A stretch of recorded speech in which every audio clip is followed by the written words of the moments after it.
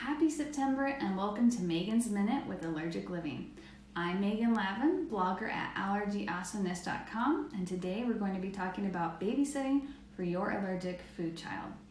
One time I was doing an Instagram story about my husband and I being on a date, and I got a lot of responses asking how we could feel comfortable leaving our allergic kids in someone else's care.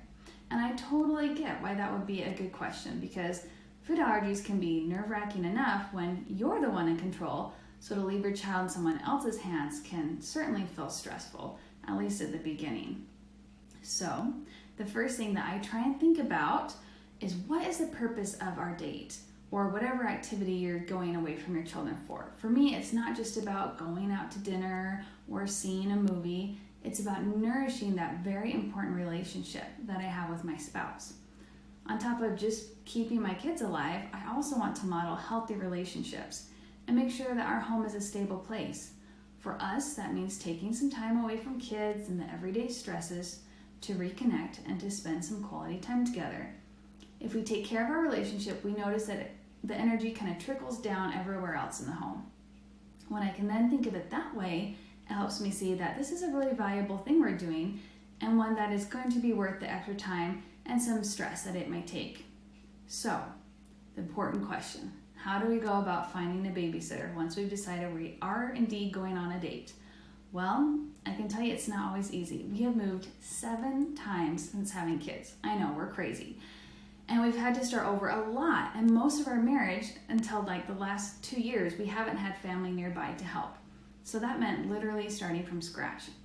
One thing that has helped is that we are active in our church. In fact, I've worked with and volunteered with the church youth a lot, and that was a really nice way to get to know possible young women that I might employ. It helped me feel confident to see them in various circumstances, so I could kind of see like who's responsible and who I might eventually end up trusting. Because trusting someone with your kid is a big deal. There have been times when we've moved to a new location and we haven't yet had the time to get to know our congregation very much to rely on that method. So in that case, we try to make friends with other families with similar aged kids. Paying attention at like your kids' sporting events, the local park, or chatting it up at school, drop off or pickup is a great way to start meeting other parents. Not only is it just nice and beneficial to have friends and neighbors you like to chat with, but it can also lead to references. Oftentimes, they've lived in the area longer than us, so they can give us references, or even at times, someone to avoid, which is equally helpful. Since we typically hire a teenage girl, although we do love to do trades with other couples, that way you're having adults as the caregivers and then it's free. Like, we'll go out Friday night, you go out Saturday night. But if we're going with a teenager, I like to get the phone number of the mother. I like to start there because I know teenagers oftentimes don't feel comfortable saying no.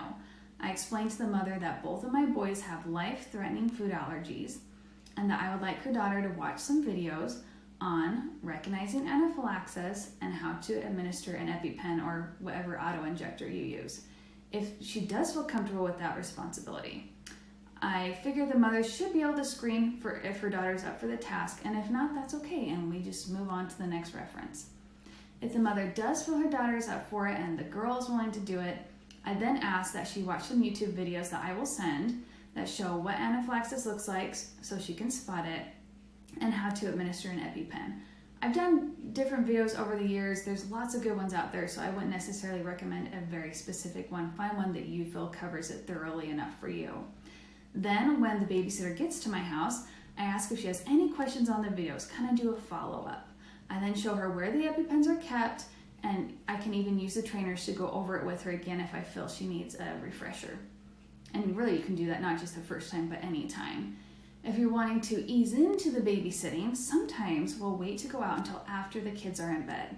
That way the babysitter really isn't having to manage like eating or any other possible situation. She's basically just there to make sure the house doesn't burn down, and it can end up being a really good trial run.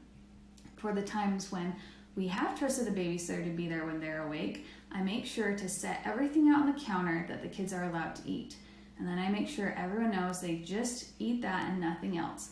That way she's not having to read labels or guess, and it just makes it so much simpler for everyone else. And thankfully, as my kids have gotten older, and maybe you've noticed this too, I've often felt safer leaving them in a babysitter's care because they have a watch that's able to make phone calls and call me. We also have an Amazon Echo Dot, which the kids can also use to call me, or I can use it to drop in. And they are old enough now to be aware of like what they can eat, how they're feeling, if they're not feeling well, and they can easily communicate a lot better than they did when they were smaller. And thankfully, we have always had good experiences, few, right? My husband and I come home refreshed, and the kids enjoy having babysitters because it's someone new to play games with and someone to get attention from. It's really just a win-win all the way around. It takes time and attention to foster these relationships, for sure. And it's not always easy, but we do find it's worth it.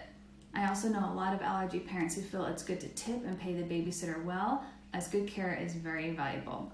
They are watching your most precious assets after all. I hope that however and whenever you choose to get childcare, that it can be a safe and enjoyable experience for all of you involved, and that this video could help give you some ideas that you can then tailor to suit your individual's family's needs. I would love to hear below in the comments what other procedures you may have in place that we don't. It's so good to share ideas together. And remember, if you have missed any of the previous Megan's Minute videos, you can watch them all located on Allergic Living's YouTube page. Have a great month, you guys, and we'll see you next time.